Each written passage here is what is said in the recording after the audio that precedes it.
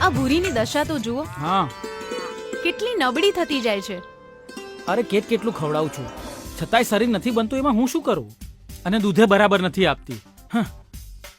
આ જુઓ, આ એના પોદરામાં શું છે જુઓ. શું છે? યાદ છે તમને આપણા સોમુનું શરીર નહોતું થતું ત્યારે ડાક્ટરે શું કહ્યું હતું? પણ એના પેટમાં તો કરમિયા હતા. ભૂરીને પણ કરમિયા થયા હોય એવું લાગે છે. હા, કરમિયા ગાયના પેટમાં? તો હવે શું કરીશું? તમે ચિંતા ના કરો, હા હા. યાદ કરો.